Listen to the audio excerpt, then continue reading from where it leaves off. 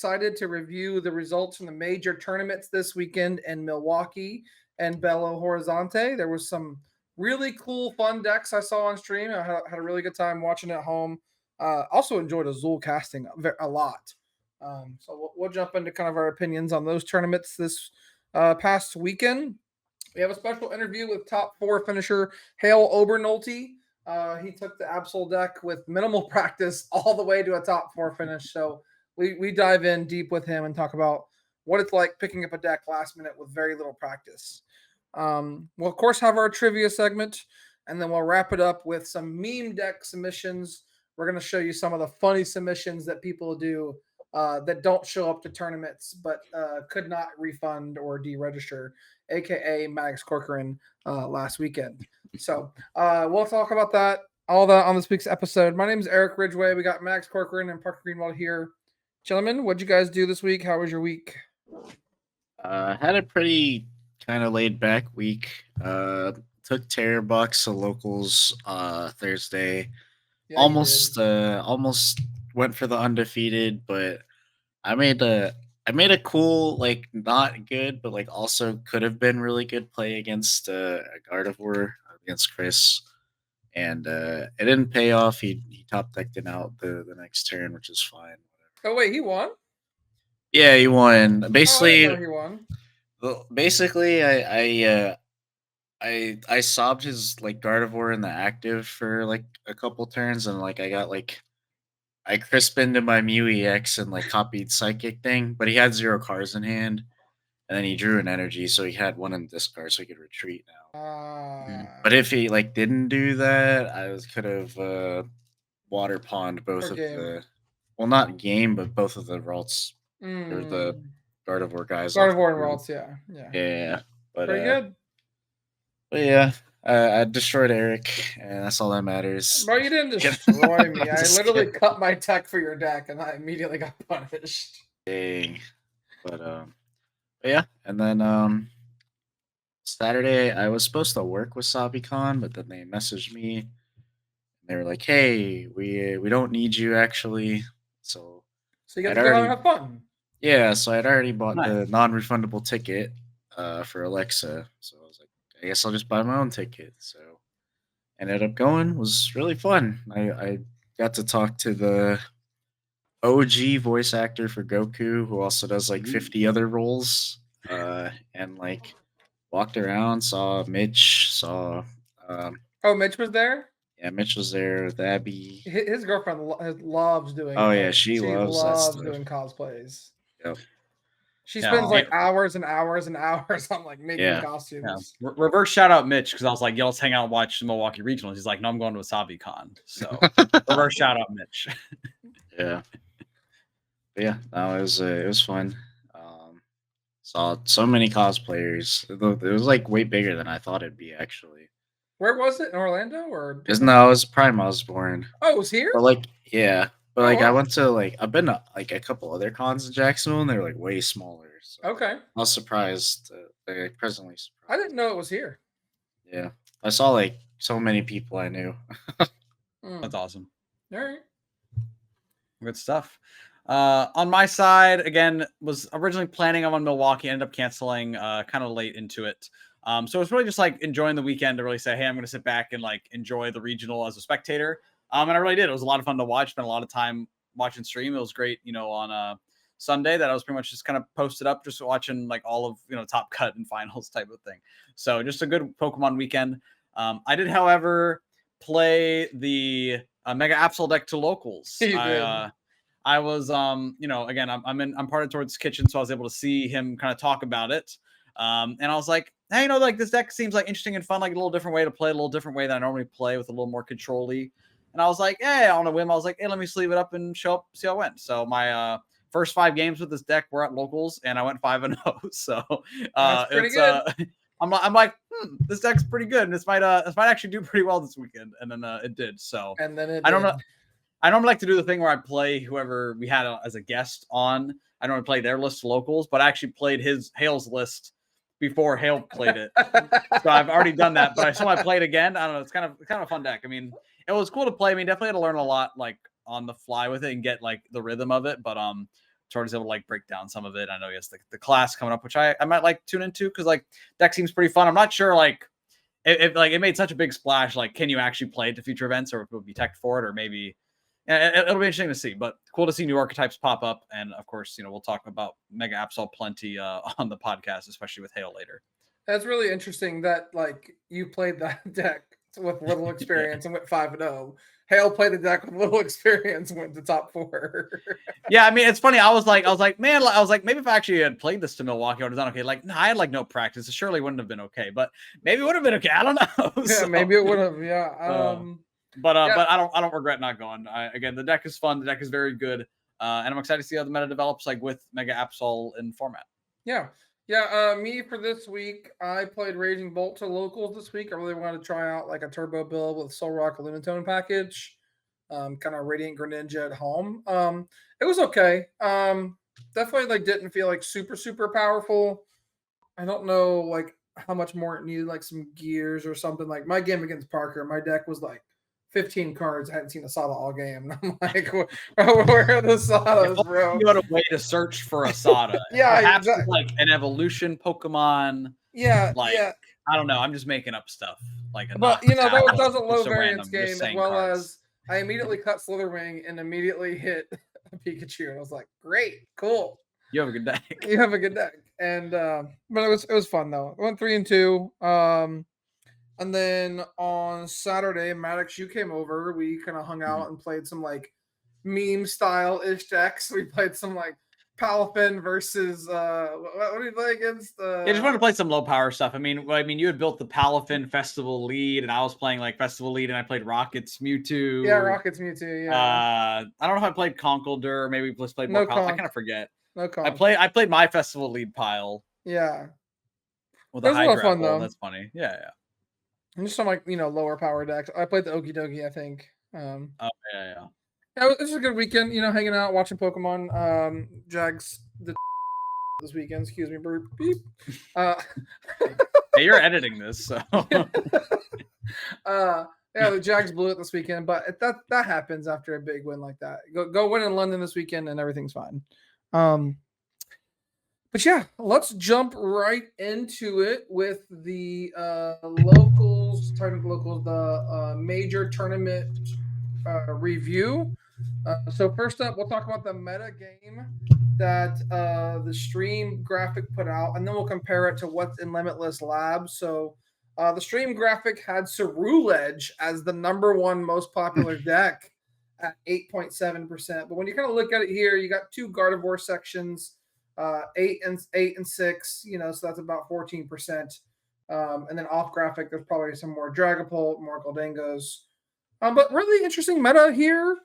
Just before I get your guys' thoughts, we'll break down what the actual meta was over here on Limitless Labs. So we'll go overall. Wow, Charizard Pidgeot was most popular? Yeah, well, variant grouping. Oh, yeah, if we put variant grouping on, yeah. Did they even have Charizard on? They did. I don't know what happened. I'm curious if they had some different Zard variants or if they were looking for like Zard Pidgeot. Zard Pidgeot, Zard Dusknoir. Yeah, I don't know. I mean, again, the data isn't like perfect as they formulate it, and how they view it is different here, right? Where it is like, is this Charizard considering like a Dragapult Zard, or was there something else? I don't really know, but Charizard like making a little more of a splash that people kind of realize like behind the scenes, right? So people saw Ceruledge as this top deck, but really, I mean, the meta we kind of knew it was going to be Guardy. We saw the different variant breakdown of Guardy, Goldengo, a couple different variants of that, and then Charizard being kind of a real surprise. But again, it's a deck we've talked about that when Charizard is good, it gets some good tools and Lily's Determination. Seemed like decently positioned in the meta, and people are looking for any excuse they can to play Charizard. And of course, we'll talk about it later. But Jackson Ford ended up winning, the regional with Charizard. Yeah, this is a wild meta. What do you think, Parker? They just wanted Ceruledge to be on. Yeah, you're right. The propaganda. How can we make the variants work where Ceruledge is #1? Yeah, TPCI says let's pump up the Ceruledge prices. $7 is too cheap. Make this a $15 card like Goldengo that one time. No, obviously not. I mean, again, I'm not exactly sure how they pull the numbers here, but looks like it was Mr. Or honestly, like maybe Charizard wasn't on their radar enough, so they weren't like checking for it. Potentially, I don't even know. Yeah, maybe. Seems odd for sure. Yeah, I mean, some of the interesting things here is like, Charizard being number 3, and you combine the variants, Goldango being number 2. It kind of just felt like all weekend, like Goldango just wasn't talked about at all on the streams. It felt like, take a look at the conversion rates here. I mean, Goldango had a pretty good conversion rate, almost 20%, 21%. Dragapult had a really good, look at the Mega Absol conversion rate, bro. Well, again, we knew it was going to be an absurd conversion rate, right? Well, if anyone doesn't know, Mega Absol was almost exclusively played by like top tier players that had like the knowledge of it, or like, I mean, there was like 5 people in the car with Tord that all played the same 60, and they all made like top 64. But that's because, I mean, like, it's like I'm picking up a deck for the first time. Oh, let me just talk to like the best player in the game. I'm like, how does this matchup work? And he's just like yapping in the car about it. They had a whole drive from Chicago to Milwaukee. He just told them all the lines. Like, listen, I mean, I would pay for an hour car ride with Tord. I mean, like, it'd be great, right? Like, I mean, he's going to say some good stuff for sure. I can only imagine the things that he says that are not Pokemon related that are actually kind of funny too. A quick shout out, and we're gonna get to all like the winners and stuff, but got to give a shout out to the best finisher of Cynthia's Garchomp in Milwaukee, Jack. One of our locals went 8-3-2 drop, had to catch a flight, so didn't even play the last round and was the best finisher with Cynthia's Garchomp. So shout out Jack. Yeah, I think he lost his last. I think he lost like the round before that to be out of contention, and then, yeah, he did. Was like, well, I can't really make it, so he was just like, I guess we're taking the flight. Yeah, he started off really hot. 8-1-1. 8-1-1 going into round 9. Starts 8-1-1 going into round day 2, and then went win, tie, loss. So unfortunate ending there, but really, good showing by Jack there. I think he's like first or second year master and doesn't go to many tournaments. So I really want to give him a shout out there. Yeah, absolutely. Let's talk about Top Cut. We had 11 people, supposed to be 12 in Top Cut. Jackson Ford takes it all down with Charizard, Pidgeot. You guys, have you seen that meme where like the one person is like beating up a friend and the other person in the background is like taking a picture? Yeah, that's what it felt like watching Jackson Ford play against Saban in finals. Like game 1 just was like a complete utter like beatdown. Game 2 a little bit more close, but Jackson able to take it down in the end.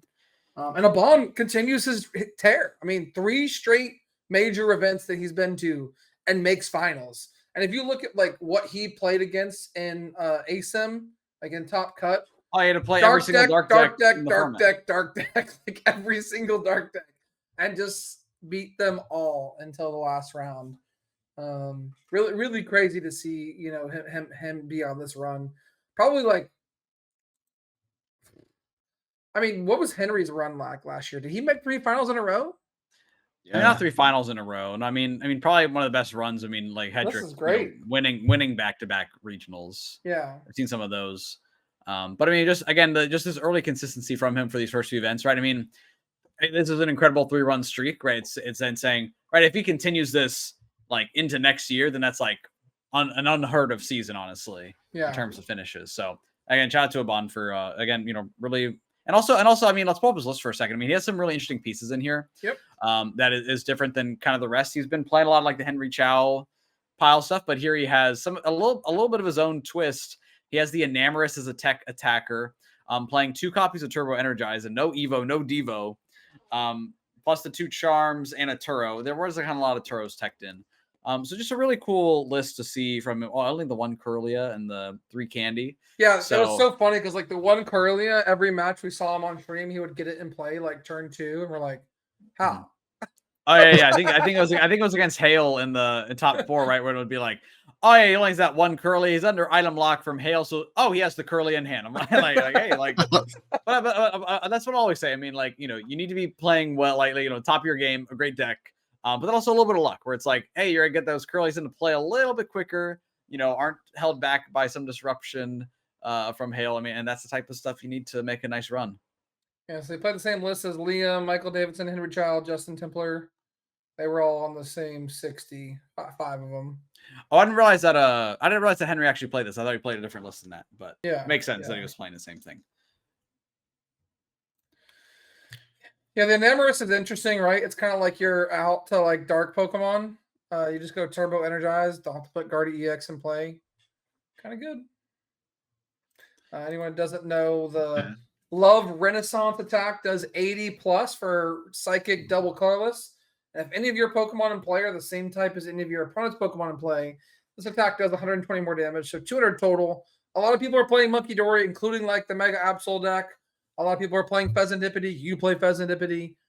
So like there was an early line in one of the matches with I think it was against Hale or something, where you just bench the Pheasantipity. That way it's there in case he benched, his Mega Absol. That way you have the same type of Pokemon in play. Yeah, I think Pecharunt or Evil Tall or like Yeah. Pheasant was already in play, so now you're hitting that extra damage. Yeah, so pretty interesting tech. A lot of people played it this weekend, honestly.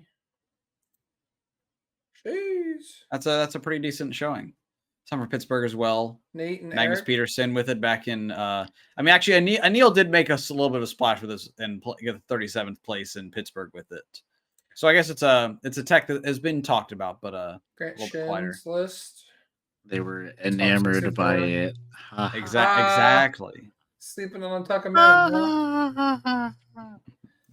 Yeah. So what else from the standings stood out to you, Parker? I mean, I know you were working a little bit on Sunday, but you're following along. What else stood out of Top Cut for you? So as far as like Top Cut goes, I wasn't like incredibly surprised by anything. I guess like I kind of thought maybe a Terror Box would sneak in here. Yeah. Like I thought Dango would have like a little bit better. Yeah, where is the Dango? Yeah, I mean, it's 30th place from Austin Charles is the highest placing Goldango. With the Mega Lucario. With the 1/1 Mega Lucario line. It gives you a little bit of a cornerstone answer. A nice, big beefy attacker. I think pretty good call for this event, especially with how things turned out with Mega Absols running around and Cornerstones running around and things like that. I've been playing this list. It's actually it's a pretty solid list. The Premium Power Pro has some neat applications. Vitality Band to hit 80 on the Frillish is really good. Yeah, I've been playing this list. I like it. Austin Charles, showing out and cooking.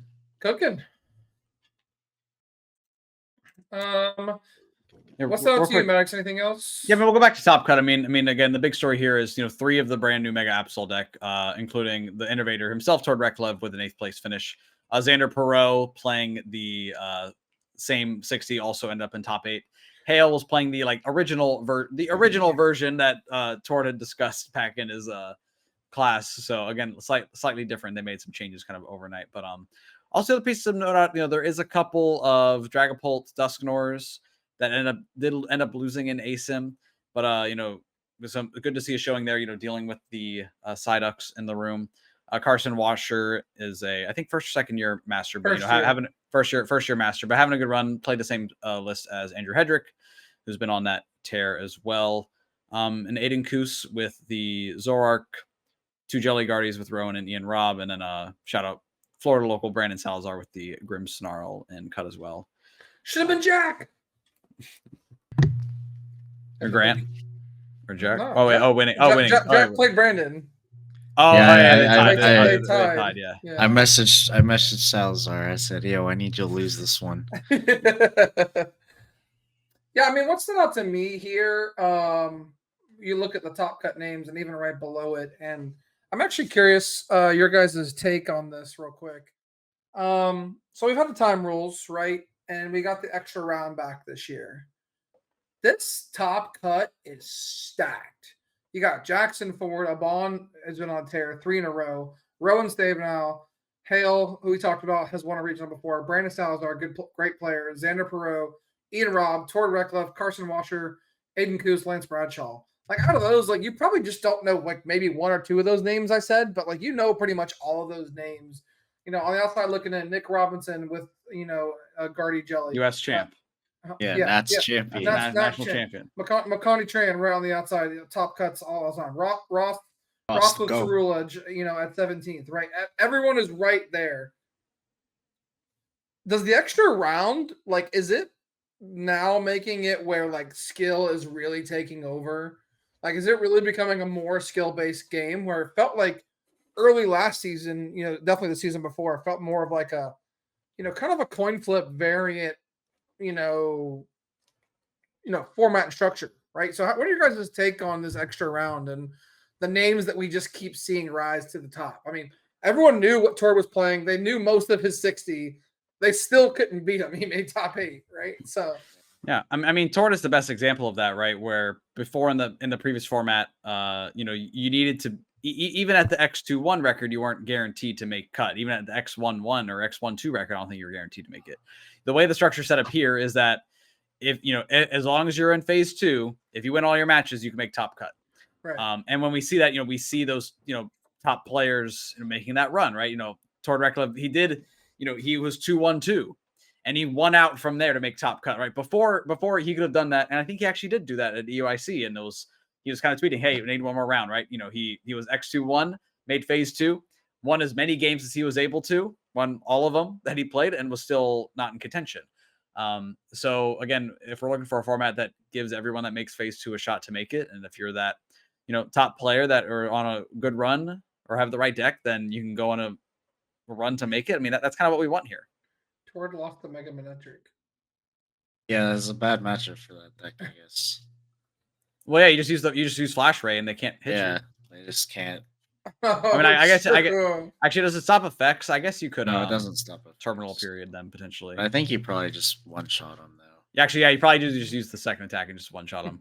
So, and plus you get aggressive early with like electro generators, right? You're getting more energy into play faster than them. So this is kind of good. I like this list. I have to try this.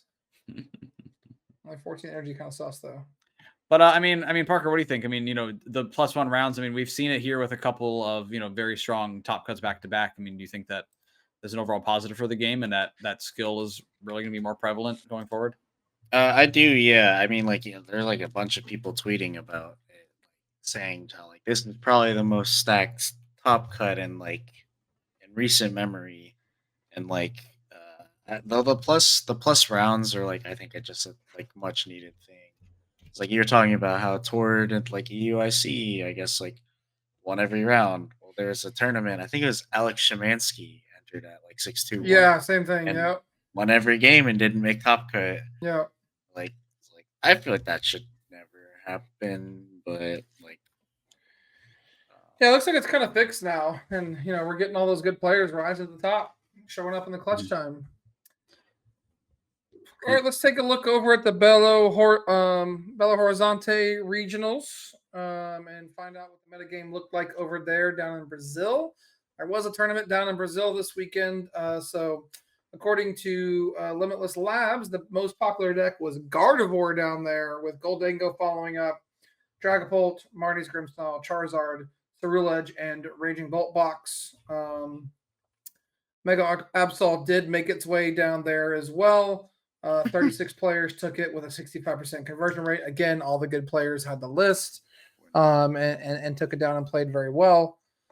And then what's really you want to call out is you look at the standings, and in finals, you got Gustavo Wada versus Gabriel Fernandez as a first-time master, making finals and losing to probably one of the other best Brazilians down there, Gustavo Wada.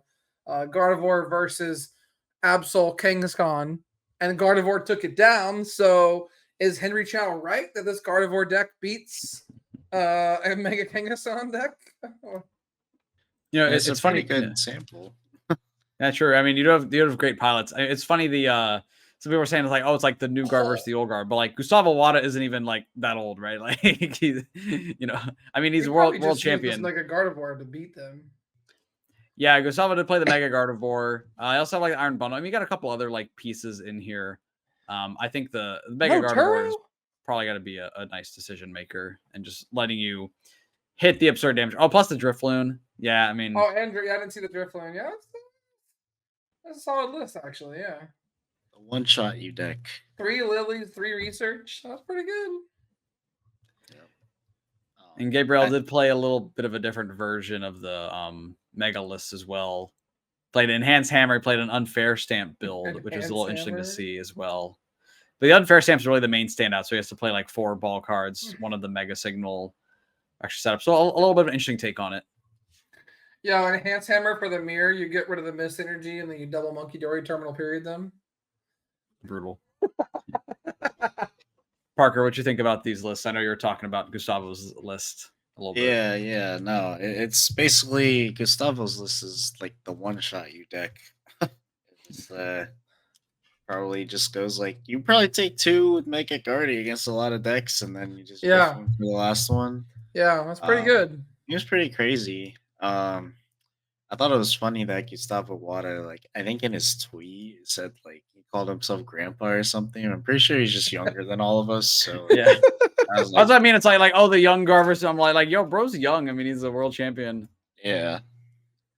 Yeah, but no, I super solid list. I have a Mega Guardy right here. So Yes, sir. well, you might see this tomorrow. I don't know. Looking at the rest of the top cut down there, we did have a Kangaskhan Buffalant deck. Just a straight Kangaskhan with a Genesect Ace Nullifier and the Psyduck in it. Really just like leaning into that tank strategy with Lively Stadium Charm and the Curly Wall. That's a big Kangaskhan. Quick math, that's Like 410? 440 basically. 440? Right? Yeah, We're 440? you're at 380 with the Bravery Charm and Lively Stadium, and then minus another 60 with the Buffalant, so 440 So effectively. you have to have Woo! 440 to knock it out. I mean, as long as you don't see any Mega Lucario decks, you're probably doing fine. Yeah, I mean, hey, if you're really scared of it, start playing that protective goggles. Oh my god. That's too much True. health. True. Yeah, that's true. That'd be crazy. This is an interesting deck. We did see an Archaludon in Top Cut. Yeah, yo, with what's the Mega Archal- Wow? Have not heard of our challenge. We have the Risky Ruins as well, the new Yeah. stadium. So this Gives you a little deck extra ways is- to manipulate damage. We have someone that local's playing this right now, and this deck works. I actually like this deck. With the Relicanth and the Mega Mawile to close out at the end of the game. The Hero's Cape early, Risky Ruins enables Monkey Dory like pretty much every turn. It's crazy, like the things this deck can do. I like it. I mean, 400 HP. We just went through it with like 3 prizers, right? So like a 400 HP 2 prizer that doesn't have any weakness. That's pretty good. So yeah, I mean, I could see why this deck did well. I mean, take a look at Mateus's run here. Lost to an Absol deck, lost to Raging Bolt. Cut, yeah. Tied 2 Goldengos, beat a Goldengo. Started out the day playing against Pidgeot Control, who went 0-4. Yeah, I mean, pretty interesting build. I like it. What do you guys think about this Archaludon deck? Is it good? It's got kind of legs? sick. It's got legs. Got legs? That's solid. I mean, More it's of nice to them, see I a good think. performance. Yeah, exactly. I'd make more than that once it's all in like bridge form. I don't know, but no, I mean the Risky Ruins. It's cool to see that see that as a good card. We've seen Archaludons play like the bombs before. Yeah. And especially in a list where you're trying to hit a little bit more damage. The 220, like I think the Ruins probably a little better, like neutrally, like force your opponent to take some passive damage. And then enable your own Monkey Dories, of course, right? I mean, what the great part about this is as long as you get that metal attachment turn 1, then that second turn you can go, what is it? Assemble Alloy to get your 2 energy on your Archaludon, plus go Monkey Dark, and then just generate your damage to, hit the little extra numbers you need. So I mean, you're hitting 220, 240, 260. You can hit 260 like pretty easily a lot of the time. Exactly. Like, they don't one-shot you back. Relicanth, Raging Hammer. We're going hard. Yeah. I like it. I like the deck. We did see a Ceruledge in Milwaukee, like just on the outside with Ross. But we did see one make ASEM here in Belo Horizonte. Got the Drillbur featured and 4 copies of the worst card in Standard. Carmine is what Eric's referring to. Carmine. The worst card in Standard, yeah. $2,000 cards, richer. He's more than 1,000. That's 2,000. Yeah, $2,000. Yeah, you get 2K for the top 16. Yeah. I mean, sure. Carmine got $2,000. I can't say anything to that, man. Got 2K at 2 tournaments in a row. Yeah, pretty solid list. Able to, again, just do what it does. There was also I noticed a Typhlosion that made top 16 this tournament. Not sure if you saw that. Oh, wait a minute. So when everyone's trying to get fancy with all their stuff, you just go and Pidgeot. whack them with a little Typhlosion Pidgeot. Oh, the duck. Yeah, I think it was the duck. Quack quack. Psyduck helps you into Dusknoir a little bit. You're hitting good numbers. You play a black belt plus Silver Bangle plus Gravity Mountain. That's a lot of damage. That's a lot of damage. Actually, does that KO a Guardy EX? Wait, quick math. Yeah, 280, definitely. 310, yeah, 340. Yeah, you're hitting up to 380. You can KO. We'll assume for a second that Mega Venusaur isn't weak to fire, but you can KO Mega Venusaur. You can KO With this Mega combination. Absol with all the modifiers. That is also true. Bro lost to Raging Bolt round 2 and then just locked in. Sometimes you Hey, just ma- brick, bro. Sometimes you brick. That's true. Sometimes locked you just in. brick. Still unfavored into Guardy, but you only hit one, so it don't even matter. He tied the winning in. No. Oh no. Happens. Oh, Man, gets the Typhlosion Absol and deck. cut would have been legendary. That's crazy. And honestly, I mean, like, probably beats Mega Absol, right? I mean, actually, maybe get retreat locked. He hit like all good matchups, I would say, except for like the one Guardy. Yeah. I guess if your board is just like 3 Typhlosions, you can't trap anything, right? Yeah. Before we look at our predictions, is there any list from either tournament that you want to call out that was like a fun, cool list? Oh, there's like a lot of them. All right, pick one. Tell me one you want to call out. There was one. It was in the 400s ish. Milwaukee. From Milwaukee. Oh, I should have stayed on it. What kind of deck is it, brother? Help me out. What it was? Metric. We need something to go with, man. 500s. 500s. I don't remember. It was in like that area. You All can right. come Well, back it's one of these to it. decks over here. So yeah. Yeah, we got Got some Diplin. plus- Oh, That's Jared Grimes. Jared Grimes with the festival lead. Auto Rob Robinson. Oh, is this Hydrapple? Hey, now we're talking. Yeah, that's a Hydrapple, Hydrapple. Meganium. Hydrapple Meganium. Max, what about you? While Parker's trying to figure out because he doesn't know where he is. Yeah, I mean, we'll jump back up to. I mean, wait a minute. Hold on. What is this? Alligator. Yeah. What is Gator? this? for Really got a Alligator Gator in with the beach court? 2025. Yo, beach court. He got beach courts in his deck. Let's go. We love some beach court. Wait, is that better than surfing beach though?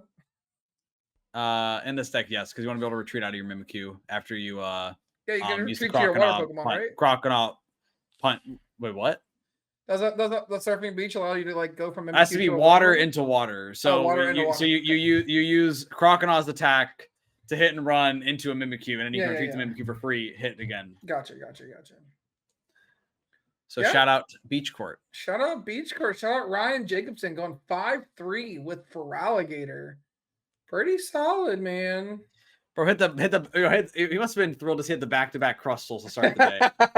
Oh, you're playing Crustal? I'm like, nah, I got. Bro, this guy's got Zoroark Crustal. He's like, I retreat lock you. All right, sorry, Maddox. I saw that and I had to stop. Yeah, all good. Yeah, I mean, we'll jump back to top 16. We do have a Pidgeot control up here in top 16. With Cooper Cole with a Pidgeot control list. We've seen some buzz on it. I think control did get a nice little buff in this format with the Psyduck inclusion here, but also I mean Mega Kangaskhan being able to just tank. Again, Tinglu is nice as if you spread the damage, you're shutting off your opponent's Monkey Dories with that in the active, so some good ability control there. Just like another like toolboxy deck. And still in the control territory, we do have a Crustal at 19th place. I actually didn't notice that until now. But featuring the Shuckle for some extra healing, as well as 2 Monkey Dories. Pseudo-Wudo for extra tree lock. And it does actually have the Anti-Gardevoir package, which is the Pseudo-Wudo with the Defiance Vest. Because you can impound a Monkey Dory, and they can't KO you. Actually, and you just don't even leave damage in play because you have the Shuckle in play. You hit them. Actually, you impound them for 0. They hit you for 60. You go therapeutic on your Pseudo-Wudo so it can't get confused. You go grass Shuckle to infinitely heal your Pseudo-Wudo without giving them damage. And you impound lock. So they have the full anti-Guardy package. Did it work? Did they beat any Guardies? They lost. They hit one Guardy and they lost to it, Nick Robinson. So, but gotta try what you can. The reigning Nats champ. Yeah, for me, a deck I wanted to call out. I'm trying to find it on my Twitter. There we go. 86th place, I think, was the highest placing Mega Venusaur. Yo. So where are we? Here we go. It's Jake Ewert. Let's go. Got the Mega Venusaur package with the Meganium and the Regigigas. Pretty cool, sick deck here. It does play the Cyclone to pick up some Pokemon. extra healing with double Turo. Opted not to play the Shuckle. Just said, hey, 2 Turos and the Cyclone's enough. But yeah, I mean, the highest placing Venusaur day 2. Yeah, Like I mean, to see being no able to pick up Briar. for what? What I mean, bro? We got Dumbass. Overbond, bro. Nah, it's a Venusaur deck. Let him shine. Bro, you gotta play 1 Briar at least. Nah, it's fine. Don't worry You about gotta play. it. You can't find. Briar. You have no engine. No, I We think got I think the cool part here, Overbond, bro. Nah, I think the cool part with a list like this is, right, you're really leaning into the Forest Vitality with 4 count there. But also Scoop Up Cyclone and Professor Turo, right? You can, heal your Mega Venusaur. You can, move all the energy off of it to something else. Turo your Mega Venusaur, evolve right back into it, move all the energy back. Right? I mean, again, the combos we can do here are like really, really cool. So this is honestly, this is a deck that I'd be pretty excited to try and like see how it goes. Again, and we know it's capable of top 120 at a regional at minimum. But again, if the Tord Reklevs of the world show up with Mega Venusaur, it's probably doing better than that. True. But Jake is a pretty solid player in his own right, so give him some credit there. All right, Parker, But, did you turn up on the deck you wanted yet? Yeah. So there's a 544. There's the item locking Tyranitar. What the heck? I gotta click on show all players to keep going. Yeah, and then this is where you really find the sauce. I would like to highlight. Wait, let's touch on this for a second. Okay, sure. Yeah, y'all like Jellicent? Well, we got Tyranitar at Tyranitar, your cloak. Just draw cards, item lock, unfair stamp, and smack. We got the Zerostix machinations. Well, also your deck. Remember, like Tyranitar's attack mills your opponent. Yeah. Yep. So like you're just constantly like wearing them down on cards. They can't play things. Hit them with a Zerosic, and then just start milling them more, and they can't even like I don't know their way out of it. Interesting deck. What else did you want to show off, Parker? No, we hit Luke round 2. Dang. So I can't find it, but there is a guy playing like the single prize Goldingo that does 80 plus 80, and you flip a coin for each like medal on it or whatever. All you can grab heads or whatever. Yeah. It was not day 2. It was not day 2. It was like towards the bottom, but it played the Metangs and stuff. It's pretty saucy. Okay. Then there's somewhere. There are 2 people very close to each other that were playing King Gambit, where it's 1 energy. They have 4 damage counters on them. They're knocked out. I was like, that's pretty interesting. Oh, the King Gambit. Oh, you play the like monkey. I mean, it's basically terminal period, but on a 1 prizer. Yeah, instead of a 3 prizer, right? Yeah. Just honestly, might be cooking. Might be cooking. Yo, we got some United Wings. 1, 2. Hey, Yon Mega made day 2. No, this is everything. Oh, okay. All right, 1 Trio Mill, rest in peace. 3 and 11. Yeah, there were some Obama Snow and Camera believers. You love to see it, and that's what's great. I mean, it's great with Limitless Labs just being able to see all these different decks and like really Hydreigons. Yo, 5/2 drop. Oh dang, they were in it. What the heck? Wait, what the heck? Why would he do that? Bro, I mean, honestly, this guy is probably an untold story. His 2 losses are to Vance Kelly, world champion, Vance and Julius, an incredible player from Europe. Bro, I lost to 2 Guardians. I'm done. 5 Guardians. Bro, he might have just been tired against the Guardian. Honestly, he's I can't blame him. I'm done. The 4-0 start, a little bit of a missed opportunity to have Vance Kelly on stream versus Hydreigon. Seriously, that would have been cool. Yeah. All right. I think that's going to do it for our review of the Milwaukee and Belo Horizonte Regional Championships. I will go ahead and let's run through some of our predictions here. We got quite a few of them, so I'll get through them quickly. First up, which Mega will be the highest placing Mega? Parker, you said Gardevoir. And these are all from Milwaukee, by the way. Now he clarifies. Well, this was clarified on the podcast last week. Actually, Parker, you said I responded. Parker, you said Mega Kangaskhan. Just Kangaskhan. Maddox, you said Mega Gardevoir. I said Mega Absol and Kangaskhan. And we clarified on the podcast last week that if it was the Absol deck, that I would win. So I got that one because Hale took 4th place with the Absol deck. So sorry about your luck there. We did follow up there talking about Guardy. Will anyone cash with Mega Gardevoir? Maddox said yes. Eric and Parker said no. We did have one at 14th place. Nick Robinson did play the Mega Gardevoir in his list. So interesting to see. Maddox, congratulations. You got that one right. We were both That's wrong. my Nats champ. That's your Nats champ. That's the people's champ. Next question we said was best finish aggro deck. I said Raging Bolt. Parker, you said Terrabox. Maddox, you said Goldango. We were all wrong. The highest placing finishing list was Cerulege at 13th place.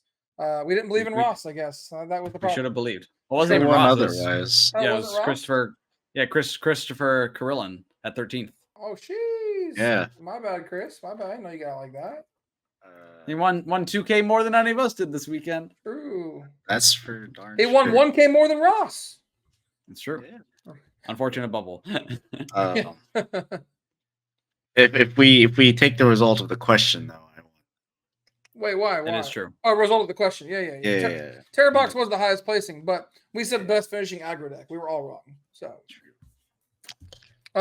next up, the question that I kept honing in on because I think Dragapult is not good.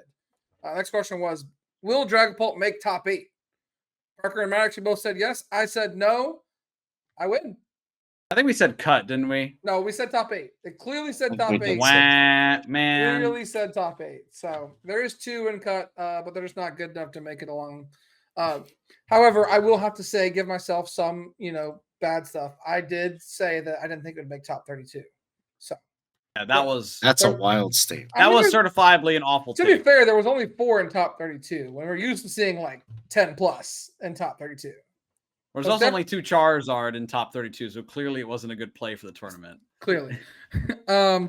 Next up was a question that we did not track, so sorry about this one. We said, how many retreat lock games would there be on stream? I said 9. Parker said 4. And Maddox said 5. We started counting like the stream games that had the potential for lock, and there was at least 6 to 7 games that had the potential for lock. So if you add in a couple of more games there, I was probably closer to right than they were. Oh, sure. Yeah, sure. Well, I'm just saying, we all agreed there were 6 to 7 matches. It was like, hey, there's an Absol, right? Like, yeah, little bias from the predictions. You know how it is here. You know how it is. You were on the podcast last week, not me, right? Yeah, and if I was running the prediction section, then Maddox should be doing better. I guess you should have done the homework next time. You'll have to do that. Next up, we said the highest placing mill/control deck. Maddox, you weren't a believer. You said top 128. Parker and I both said top 64, and we were all wrong with 15th place. Pidgeot Control, Cooper Cole. There was also one at 20th place with Chandler Crane. So a couple of Pidgeot Controls did well this weekend. So regrettably, no Mill. Yeah. From Milwaukee. Yeah, there was no Mill from Milwaukee. Right. Next question was, how many people would be playing towards exact 60 for this tournament? Maddox, you said 1. You weren't a believer. Parker, you said 2, and I said 3. We were all wrong. There was 8. There was 8 people that played towards 60. So, and it wasn't even the 60 was in his class. Exactly. Yeah, Hale 60 actually had 3 people in Milwaukee playing the same 60. So, so are we gonna give it to me then? Because technically that was towards 60. No, he said towards Limitless page. Okay. So we did have some conversations when Tord was like 2-2-1. We were like, what happens if he doesn't make day 2? Do we just all? He doesn't have a Limitless page, but we should have never doubted him. Ran all the way back to the top 8. And last up, sounds good. But certainly not least, we did say what's the most surprise deck of the tournament. I said Ho-Oh Armarouge. Maddox, you said Zoroark, and Parker just said Mega Absol. So Parker gets the win on this one by default. But I'm actually going to give the win to Maddox because Zoroark was in 10th place. So had a good tournament. We knew Mega Absol was going to be good. Oh, wait. So there's one at 4th place, there's a 6th place, and 8th place to the Mega Absol. No. It's not a surprise deck when we all knew about the secret deck. We all know about Zoroark. Nah. We did not know about it when we were recording. We did not know it as well then. Yeah. So All right. I think it's going to do it for our recap of the major events this weekend. And next up, we have our top 4 finisher, Hale Obernolte, talk everything about Mega Absol. And so hope you guys enjoy his interview. And that's coming up right now. Hey everyone, my name is Eric Ridgway. I'm the host of the Beach Court Podcast. Thank you so much for listening to the podcast. And if you're enjoying it, please take a moment to like, comment, subscribe on this video on YouTube. It would really help out the podcast a lot. We've got more episodes, highlights, and more coming your way. Thanks for listening. And now back to the show. All right, everyone. Welcome to Beach Court Podcast. Here we have our special guest, Hale Obernolte, regional champion, but most recently a top 4 finish at the Milwaukee Regional Champion with the new deck that everyone's talking about, Mega Absol, Mega Kangaskhan. Hale is just getting back and getting settled. Hale, how are you doing today? Doing good. It's always rough to go into a long, stressful work week after a good Pokemon weekend. It's like, man, I just want to be back playing children trading card games right now, but we make do. You got to deal with people the first world problems. Yeah, pretty much. I think people feel like even after a bad weekend at a regional, there's like that was much more fun being playing that than going to my 9 to 5. Yeah, I think also when you have a deep run too, it's like the whole weekend feels so busy and packed. And like you're going, and you get back, and it's like my flight ended up being delayed like 4 hours too. I was gonna ask what time was your flight. Yeah, that worked out conveniently then, at least, right? Yeah. Well, I don't know. We got home at like 2 a.m., but it was rough. But was your flight late? Like, would you had to have had rescheduled if it didn't get delayed from making Top Cut? Oh no. We booked for Monday just to be safe. Okay. Okay. You always got to expect the deep run. Yeah. You gotta expect. I like the confidence. Yeah. I mean, and it panned out, but the flight still got delayed. So where's home for you these days? I'm from the Dallas area in Texas. Moved here about a year ago. All right. Dallas is a good time. Players there. Hopefully, we'll get San Antonio or some other Texas regional here soon. I'm waiting for some announcement. I don't know. So everyone listening at home might not know too much about Hale. So Hale, we're going to hit you with some quick hitters before we go into the specifics of your tournament run and how you picked up Mega Absol kind of right before and brought it to the top finish with this brand new archetype at Milwaukee. So first off, you already mentioned you're in Dallas now. How long have you been playing? Because I know some of your results predate Limitless as well. Yeah, so I started playing like casually in 2007. My first Worlds was 2009, and I've been playing mostly consistently since then. So yeah, been a hot minute. It's crazy when I started playing. I was just a kid when I started playing. Did you miss any world that you were like trying to go to, like that you were striving for? Say that again. Did you miss any world championships that like you were trying to go to in that period? It's hard to say. I have never missed a Worlds that I was like consistently playing for most of the season. So like there were definitely seasons that I was like, oh, I could make Worlds if I do well at a handful of events, which is kind of my plan this year. But didn't get that. But I think all the seasons that I sat down at the beginning of the season, I was like, all right, I'm going for my Worlds invite this season. I made.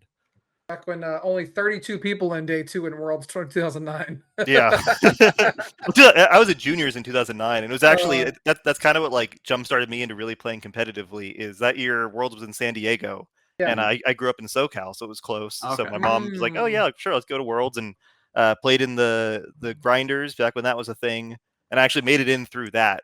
Last chance qualifier. Yeah, last chance qualifier. Awesome. Oh, wow. It's like I got into Worlds through that, and like I just remember it was like this crazy thing.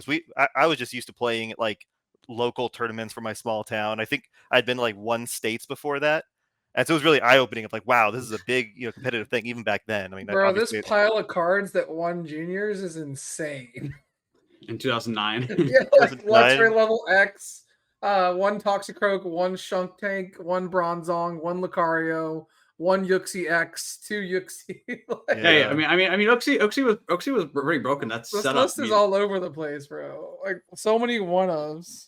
Yeah, that was meta. it was the sign of the times. Yeah, for sure. But so that kind of like really got me into the scene as like one, hey, this is a big thing. I didn't know it was a big thing, and 2, like, hey, I actually feel like I can compete and I can do this. Like I obviously wasn't in the loop and taking things super seriously, but I was still able to go and compete. And I kind of got lucky. The whole World's meta, at least in juniors, was revolved around like this. I think I called it Mother Gengar. It was like Gengar from Stormfront or something. Yep. It had a fainting spell when you knocked him out. And I just rolled up with what I thought was a cool deck. It was like Blaziken with Heatran level X. And I just happened to just absolutely body any Gengar deck because I would knock them out with Burn and they wouldn't get their flip. So it was just like the best imaginable matchup. And I think most of my rounds in the last 10th qualifier hit Gengar decks because just like every junior was playing it. And I definitely got a little lucky then. But that's kind of how I got into it. It's like, wow, this is actually a big thing. And Yeah, that deck got guess I want to second take. in juniors. Yeah, that year. Jason Martinez. I was actually good friends with him. Yes. Like, Yeah. Look at you, bro. Nice. But so I kind of started taking it a little more seriously from there and got into it. And that was my last year in juniors. So I went right from like, oh, hey, I can get into this and be serious to, oh, hey, I'm in seniors now. Sure. And so that's always like a rough transition at first. Cool. But yeah, I don't know, just stuck with it, kept playing it. And it's crazy. But so I was a kid when I started playing. And now we're at a point where I'm like, hey, my kid's almost 3 here. 3 years from now, he's going to be playing. I would have never imagined that, Pokemon would stick around long enough that my kid could play it. But here we are, and it's bigger than ever. And it's just crazy. I mean, also to your credit, you're still playing at a high level and, making top cut at, several thousand person tournaments, much bigger than anything you started playing in when you were a kid as well. So yeah, it's a prop to your skill and experience of the game. Thank you. Yeah, I remember I showed up for Salt Lake City regionals. Actually, the regionals I won. I wasn't going for my invite that year. My wife and I were trying to have a kid, so I wasn't really playing. But we're like, hey, we could roach about to Salt Lake City. That sounds kind of fun. So I did. I showed up, and like for modern standards, it was a small regionals. I think it was like 1,300, something like that. I remember just walking into that. That was like my first event post-COVID when everything blew up, and I was just like, this used to be like nationals. Like nationals was like the big monster event. I remember like 800 players in Masters was like unbelievably large. Isn't that crazy? Yeah, now it's like this is a small regional. You see 800 now, you're just like, what? Yeah, I know. It's unbelievable. Some notable players in that top cut that Hale won was Nick Moffitt, Azul GG, Grant Manley, Caleb Gettimer, Andrew Kennett, and Caleb Rogerson. That's pretty good top cut. I somehow find myself in all the most stacked top cuts. It's the weirdest thing. I mean, maybe you're supposed to be there then, right? So yeah, maybe. All right, I know, again, love hearing about some history. Again, and all the time you've been playing, what's probably your favorite TCG deck that you've played? Was it your Arcudro that you won Salt Lake with, or is it something from when you were younger? Yeah, I mean, pick something. Obviously, Arceus Gudra has a place in my heart just because I won with it, but I actually don't love the premise of the deck that much. Like, it was strong. I liked it was kind of grindy, but it was like a little linear for my tastes. So like, I don't know, I'm glad I won with it, but it wasn't like I wouldn't like be like, oh, if I want to pick up, play some retro formats, so I will play Arceus Gudra. No. For double turbo. I think this tour deck that I played this last week in Milwaukee is up there with some of my favorite decks. Yeah, just because it's so non-linear. Like, there's so many different routes you can take in a game, and it's so like intricate to think through. Okay, what board setups do I need to make here? How do I position myself? How many resources can I grind out by doing this? Like, it feels like a big long chess game rather than just like, okay, I smack you, you smack me. Like, I think for me, my personal enjoyment of a deck can probably be pretty closely tied to like what are the average number of turns in a game with that deck. Because I think the more turns you have in a game, the more decisions you're making, the more you're having to position and outplay your opponent. And I find that a lot more enjoyable than just like, I smack you with a big guy, you smack me with a big guy, and we'll see who, gets the last What do you smack, mean? You don't want to like bellowing thunder?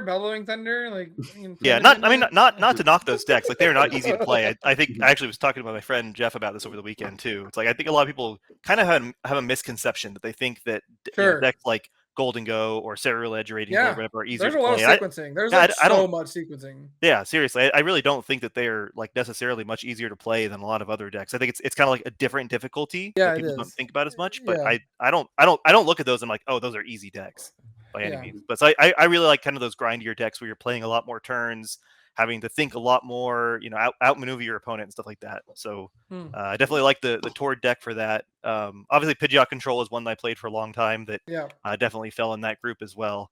So yeah, I think those two probably are up there on just my favorite for pure enjoyment of playing them.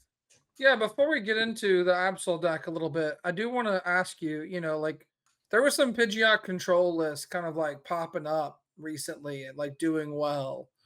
Notably, you got the who am I missing? Wow, Blitzel. Yeah, Blitzel won his tournament the week before with Pidgeot Control. It was rigged though. And it was a cash tournament, right? Like, so big tournament. A lot of people. I was just curious, like, and we'll talk about when you found the Absol deck. Did you have Pidgeot Control like locked and loaded, like ready to play in? But like, what was the plan before you found this deck? No, not at all. Actually, I've kind of been surprised myself that I haven't been like wanting to pick up Pidgeot Control recently. But I look at the deck now, and I'm just like, man, this just feels like such a low power level deck. compared to what it was before. Like when I think through how many powerful control options the deck had before, like that was just a fundamentally very strong deck. Sure. Whereas like the Pidgeot control nowadays, it's I'm not saying it's a bad deck, but it feels like it's having to so heavily lean into almost like some gimmicks or it lost a lot of pieces, right? It lost so many pieces that I think it's more of like a meta call of like, oh, okay, I can set up this deck to really consistently beat these handful of meta decks, but it doesn't feel like a strong deck in a vacuum that I'd be confident playing against random other stuff that I wasn't expecting against. So that's kind of why I've been staying away from it personally. So what was locked and loaded before you found this deck? I was gonna play Flareon Box. I was gonna run Emma Hagen's list. I think I was gonna make a few list changes to what she's been running, but I don't have a good reason really, other than like I've had like zero time to play at all recently, just between work and kid and another kid on the way. Like it's just a lot going on. So I think I'd put in like maybe 30 games of prep with that deck total before the event. So like I wasn't feeling super confident with it. It just seemed like a strong deck. I thought I had a pretty good win rate into the meta. And so I think it made it a lot easier when this Tord deck came along as a possibility. You weren't grinding a deck that had like 300 games or something. Exactly. Yeah. I normally, for a lot of people, I don't recommend swapping decks last minute just because, it's so hard to, even if the new deck you swap to is in theory way better, if you're going to play it way worse because you don't have as much experience with it, then like that's not a worthwhile trade. I think how well you play a deck is just so much more important. But when you only played 30 games with the last deck, it's like, hey, I'm not really losing that much by Yeah, if you get in 15 with the next one, then I was counting. I got up to about 20 games with it before the tournament. So, so that was what I was planning on rolling with. But I'm definitely glad that Tord came up with the deck and I was able to pick it up. Definitely think it worked with you. I do real quick. Last thing with Pidgeot control is, I know Hale and I are both in Tord's kitchen, so we're able to kind of see his presentation on the deck, which is really cool to see. But before that, I think we've talked more in the past week than we have previously. But Hale and I did play way back in Portland in 2024, and I did want to ask because it was round 9. We were both 7-1, and of course just trying to like position ourselves well. You ended up with a solid 20th place in Portland. I remember like we had a game 1. And I remember I was like not setting up at all. I remember you like 2-shot my only Mew V with Blustery Wind. Like it was one of those types of games.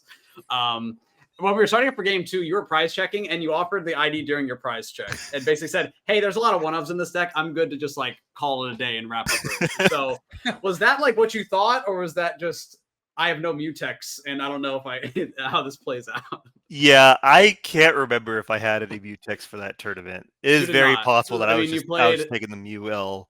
I mean, you played a Mim. I mean, yeah, no, I'm pretty sure that I did not tech for Mew for that tournament. I was focused on beating Tina with my list, so I dropped my Mutex. Like, if I hit Mew, I'm gonna take the L. And I remember, like, I totally scammed you out of the first game, and I was like, there is no chance I'm about to do this, even one more time out of 2. And I'm tired. Like, he's probably tired too. Yeah. Hey, we just ID, go get some dinner. Okay. But, no.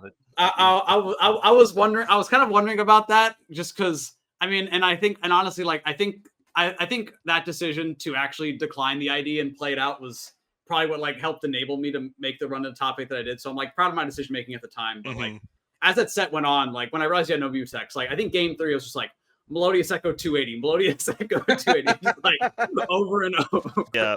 So, okay, just wanted to ask and talk about that. But no, I remember thinking, I was like, man, being down a game, taking an ID would probably be pretty tempting. But I mean, like I considered it then. I mean, seriously, but and that's what I was thinking back to it. And like when I look back, and I was like, oh wow, that was probably like a pretty big moment of saying like, no, I'm gonna bet on myself to try to win too. But when I definitely saw his paired into you, I was like, oh, Hale just wanted the Snorlax, like. He just got top 8 in San Antonio with this. Like I might be in trouble. But got a little lucky that you decided not to respect Mew that weekend. What was the supporter tech that was tech back then? I mean, play like Giacomo, Discord, the special, or Spiritomb. So you shut off your own Rotom V, but you shut off all my Genesex. Yeah, I think I was actually mostly playing. You play him Giacomo. I think I was also playing just Drapion too, to straight up prize race it. Let's see. In San Antonio, you played. Yeah, I mean, in San Antonio, you played the. I think San Antonio, I did Spiritomb Giacomo, but then I think after Portland, when I swapped back to using Mutex again, I think I was just like straight up using Drapion. You're just like, I'm not losing a Maddox again. That's it worked well. If it makes you feel better, I've hit him also, and I had a Spiritomb in my deck, so Gotta The check spare for tunes medics, enough. man. Spare tunes enough. So, but anyways, we'll get to the new fun piles here of the Mega Absol pile. So again, wanted to ask, definitively, when did you see the list and what was your first thought upon seeing it? And was it really like, I'm going to play this, or just like, I'm not going to believe in it and you played it for yourself? Like, what was that decision-making process like? Yeah, it was funny because I first heard of it when Tord started tweeting like, "Oh, I have a secret deck. I'm gonna show it off on Wednesday." And I remember when I saw that, I was like, "All right, I have no idea what this deck is, but I have like no prep time in this event anyway. Tord probably is onto something. I'm like, I'm probably just gonna lock whatever Tord shares. Like, I don't know." And then I saw like a leaked list. It wasn't actually his list. It was like an unfair stamp build, which I think was maybe an earlier iteration of it from him on Twitter, like Wednesday morning. And I saw it. I was like, what is this? Like, what? Because I think, and I think this is a flaw that a lot of people like have with the deck, is they see it and they just think, oh, okay, you just charge up some megas and smack with big guys and like, hope that's enough. I'm like, okay, cool, you tank. But I remember I looked at it, I was like, you do not have enough energy acceleration or way to keep energy on board for that to like ever work against most matchups. So I thought it was like, I when I saw that, I was like, I don't think this is Tord's deck. I think it's just someone making this up. And then Tord had his group session on Wednesday, where he showed off the deck and kind of went through it, and then like as he was talking about it, it clicked. I was like, oh, okay, you're not just smacking with megas. Like, this is you're playing a chess game where you're trying to set up a favorable position for your megas to do well. You're not just like, yeah, I'm gonna turbo energize and smack and hope that you can't get through my big guy. So I think definitely coming out of that the group session, I was like, okay, I understand the deck now. It's not just big basic hit hard, go vroom. And then that evening, I was like, all right, here's what I'm gonna do. I'm gonna sit down. I put aside some time that evening, which I don't normally do for testing. I'm like, all right, I'm gonna play 10 games with this Tord deck, just like cold, not having played it before. I'm gonna play 10 games with the EV deck I've been prepping. Whichever one does better, just 10 games on ladder, I'm gonna pick that deck. I picked the Tord deck, and again, not having played it all, I went 9-1 on ladder, and one loss was to a Venusaur deck, and I was like, all right, that's pretty good. I pick up the EV deck, and like literally the first 2 games. Like game one, first game I bricked, and then the second game I prize double fan wrote him, and I'm like, all right, it's a sign. I'm locking it. Did you pack it up after those 2 games? Or did you the Tord deck went 9-1. I went 0-2 with Eevee. Like, it can't possibly do as well as the Tord deck in those 10 games. Math, man. Yeah, so no, I was like, all right, I'm sending it. So I ended up. You made the decision there. So that's what, Wednesday night? Yeah, Wednesday night. I think I was. How long did it take you to get the cards? So I actually, I like these stories. I am paranoid about not having the cards I need for the deck. And Pokemon is such a cheap card game. Like, I tend to just like order any card that comes up that I think I might need. Okay. So my wife always makes fun of me, but like our credit card history is like $2 to TCG player, $1.50 to TCG player, $3 to TCG player. Because I'll be like in the middle of the day, like, oh, this card's kind of cool, I might want that, and then I was like, order it. So you already had them. I did not. Oh! I'm like so paranoid about not having the cards. I ordered everything, and then I didn't have the cards. I like looked through. I only ordered one Absol because I didn't expect that to be like a 2 of, like a big thing in a deck.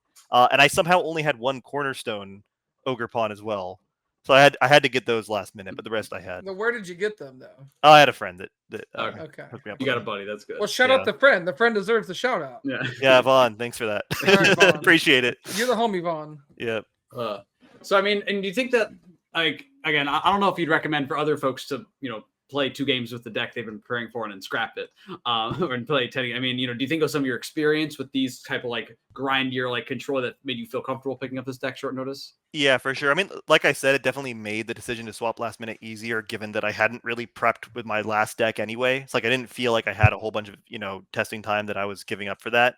But in general, I do think that like having played for so long, having played a variety of different deck styles and whatnot, like I think one of my strengths, and I think it's the strength of most players who've been playing for a super long time, is being able to pick up a new deck and play it, reasonably well without having to put a whole lot of test time into it. Because you can kind of, you don't have to sit down and play through a matchup a few times to just think through, okay, this is how it goes. This is what the prize map looks like. This is, what the resources look like, stuff like that. Right. And definitely in particular, I mean, having played a lot of control decks and just enjoying that play style in general, I think the kind of control-y side of the deck definitely clicked for me right away too. It's actually funny. It's the opposite side of the deck that I think I had a harder time getting a grasp of at first, was like, when do I stop controlling and just go in for the prize trade? Because like I kind of wanted, in a lot of matchups, I wanted to sit there and control for as long as possible. but I realized I was leaving win percentages on the board when it's like, hey, I've done enough now. I can just go in a prize race and I'm ahead and I'll win. So I actually, it was almost harder for me to let go of the control aspect of the deck than to pick it up. But yeah, in general, I think, I mean, it's a super complicated deck to begin with, but in general, I don't recommend for most people trying to pick up a deck last minute. Like I said before, I think you're, for the vast majority of people, you're better off playing a deck that, you know, maybe is a slightly worse deck overall, but you have a lot of experience with it, you're going to play much better. Because I think, I mean, especially I think as time goes on, the metas become more and more skill intensive. And I mean, you look at, you know, top cuts recently, and it's like, man, it's the top players every time. It really is. And it's I think it's because it just comes down to like what you're, or how well you're playing ends up mattering a lot more than the exact 60 you're playing. So definitely. Yeah, I do want to, in case people don't know, right, that 60 that Hale played to the top 4 finish was the original Toward 60 shared in that Wednesday class. It was funny when a lot of people on stream were talking about, oh, Hale's list is a lot different than all the other ones that were running. I'm like, he just didn't get the updated version. Right? I know. He was playing the OG one. I felt like the odd man out. I felt like the odd man out all of day 2 because it was like everyone else on the deck like had all these changes that Tord made last minute, like the Tatsugiri and stuff. And I was like, man, no one told me about this cool card. But Hale did DM me on Friday night before the regional. He said at 8:14, he said TBH just locking the list towards shared, no time to test, and worked out pretty well. So enter the tournament. You're 8-1 at the end of Saturday. You know, first round of phase 2. Hold on a second, Max. I want to back up, right? I want to back up a little bit, like going into the tournament, just for a minute. I mean, it's been too long on it, but what were you scared of with the deck?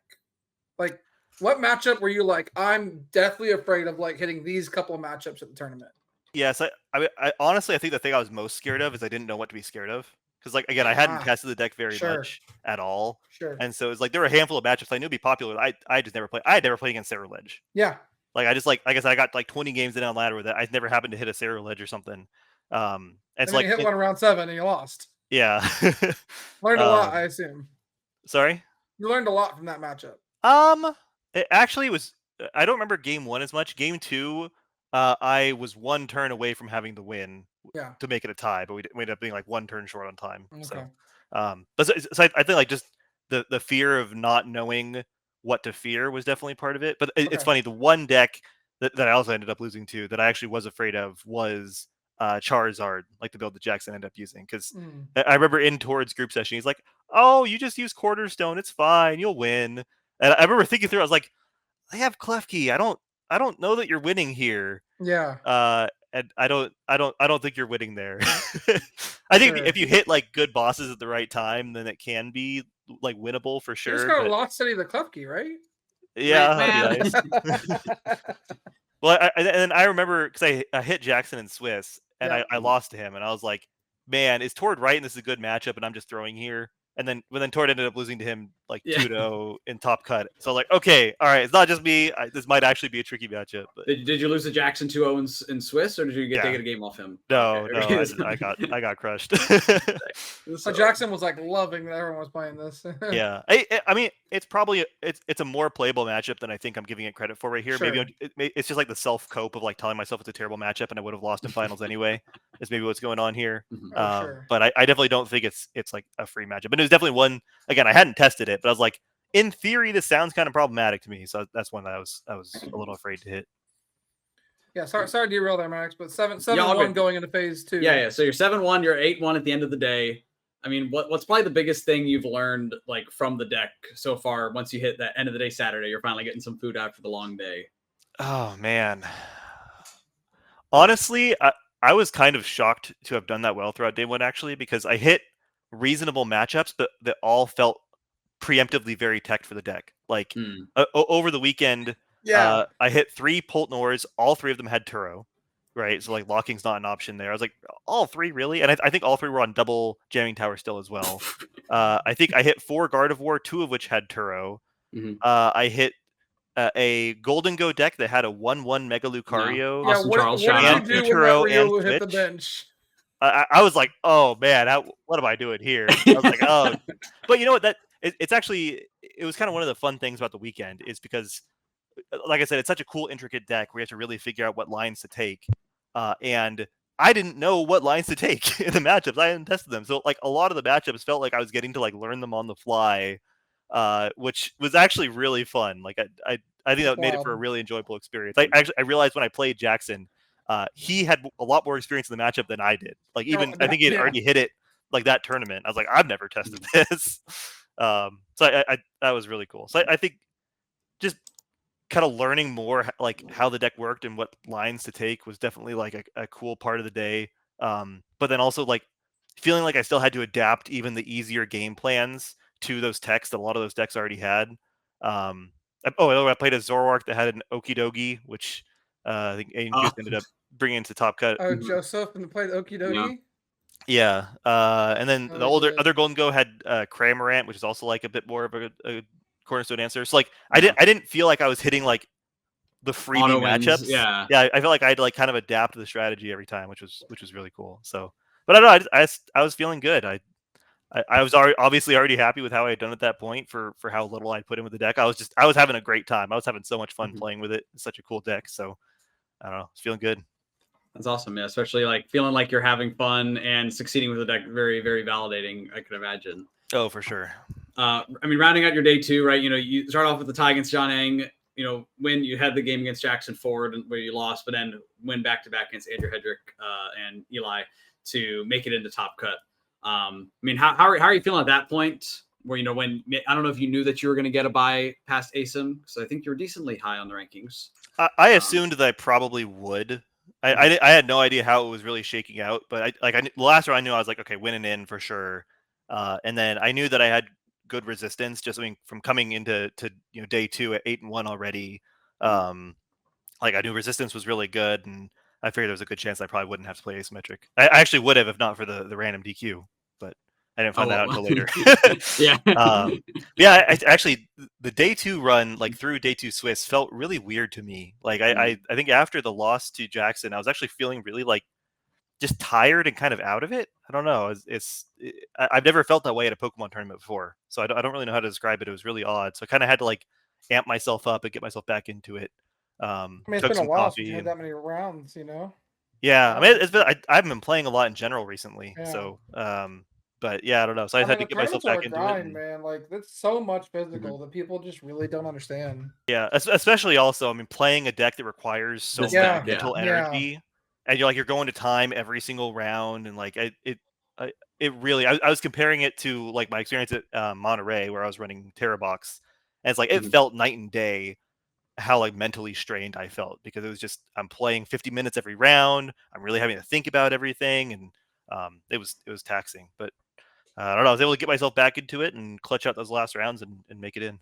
You did, exactly. Before we go into Top Cut, is there any other highlights or funny moments from your Swiss run that you want to highlight? From Swiss, I got bodied by Jackson. The tie against John was kind of unfortunate in game 2. So I won game 1, and then game 2, I thought I had it pretty much locked up, but off of a Kangaskhan draw, he top decked Energy Switch to close it out, and we didn't have time for a game 3. Right. But because I had Badoo and he didn't, I think I'm super favored in mirror match games where I'm going second. Because if they don't get much down turn 1, I just Badoo. It's like, how are you ever finding your basics here? Yeah. So I was like, man, should I have just like scooped game 2 instantly? Just like just to go second. sit down, like, all right, I win game 1. that's He's like, all right, I'll go second game 2. I'm like, all right, I'll scoop. I'll go second game 3. Like, I don't know. Like, yeah, maybe. Yeah, that's I mean, in hindsight, the tie ended up being fine, obviously for top. right. Cut, Yeah, but it worked out. It was okay, just one but- of those like, man, I feel like I really favored if we go to a game 3 here and I'm going second. You can probably just like scoop at a time where there's enough time for you to win, but also not to lose. Yeah. Like if that time amounts like 15 minutes, like, oh, 15 minutes off the clock. All right, come on. Yeah, it's hard though, because like I said, I ended up in a situation where I thought I was actually favored in game 2, so I ended up not wanting to skip it away. But no, I think that was amazing. My winning in, I was against Raging Bolt, which is the first time I've ever played that matchup before, so that was fun. And that's one where you kind of have to like play a little different too. Yeah, and he didn't have the Iron and Leaves, which was like really rough for him, probably. Yeah, I mean it's more. I haven't looked at this. I don't know how many switch so outs you can go like Leaves boss. Like that's pretty good. Yeah, I don't know. I mean, I've played. That's the one match I've played in the matchup. So like, take my opinion here with some grain of salt. But like, it felt pretty okay. But it was one of the matchups where you have to lock just long enough to get ahead on the prize race. Exactly. And like, there was a few times during that match where I was like, am I like waiting too long here? Should I just send it and go in? And I don't know. I probably could have played it a little bit better, but we got there. But yeah, you got the win. So, all right, so let's go and talk about your top 8 run. So again, you get the buy through ASIM, and then you hit, previous guest of the pod, Xander Perot, playing towards updated version of the list. Yeah. So I did hear that there was a bit of an exciting end to the set, but I'll let you kind of talk about that set however you want.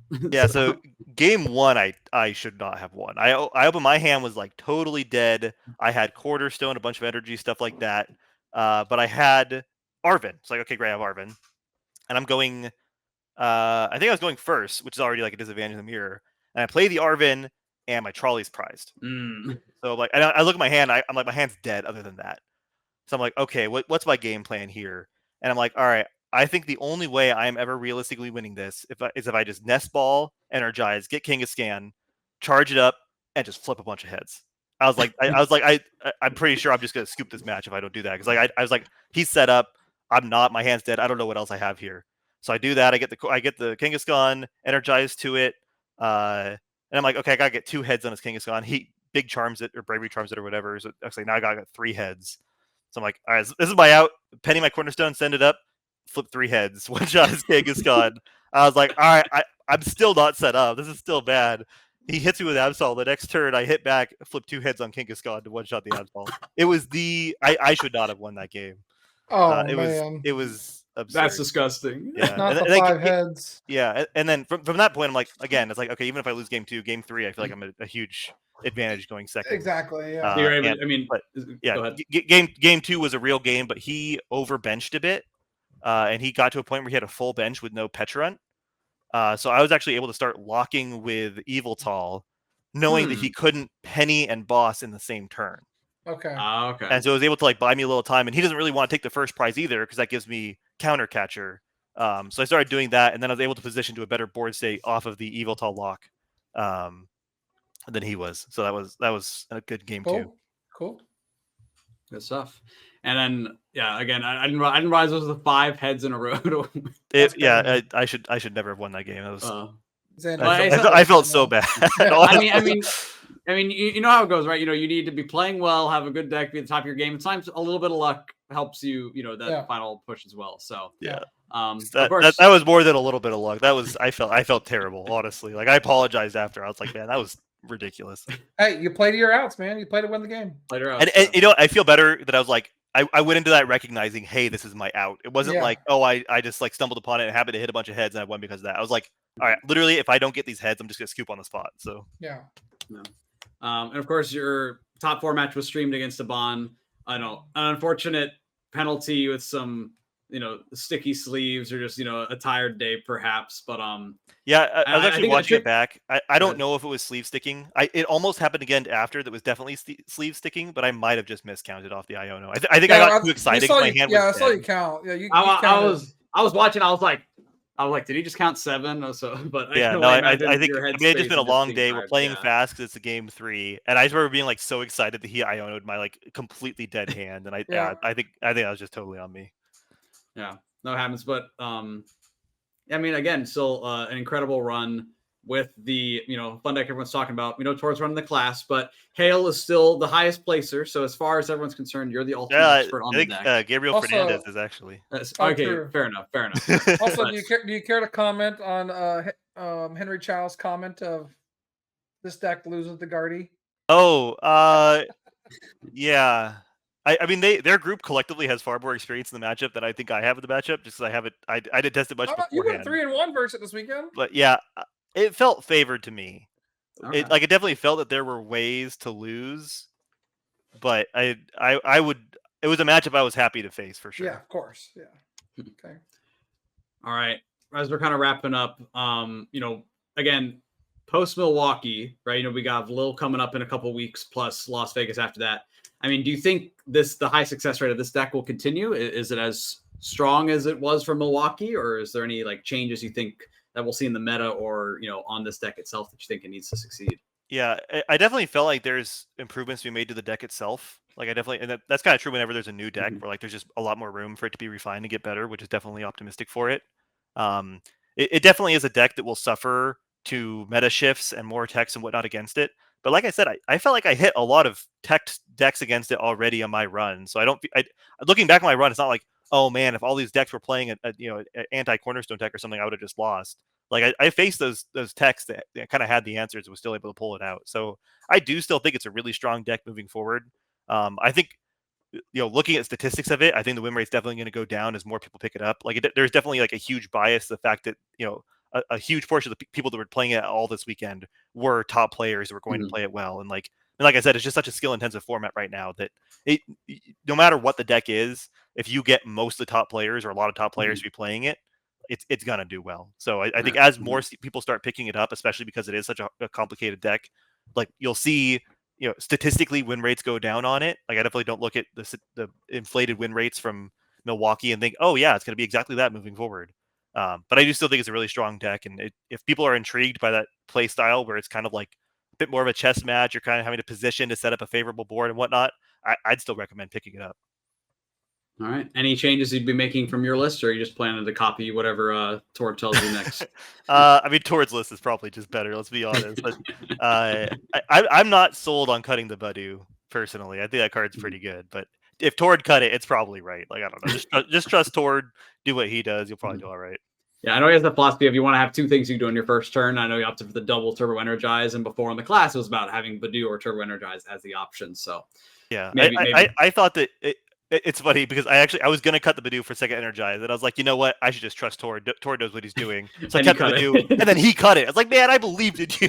But then it gave you the tech. It gave you the advantage into their deck. So maybe it was the right call after all. I actually think that like having the option of Badu in certain situations outweighs the like. Well, sometimes you want to go for Energize, but it's prized. So I personally would still stick with it, but I'm probably wrong. Tord's probably right. All right, Hale. Well, again, thank you so much for joining us on the podcast. It's been great to hear your insight and, again, seeing another bit of success for a longtime player. Any shout-outs or sponsors or anything you want to shout out before we let you go?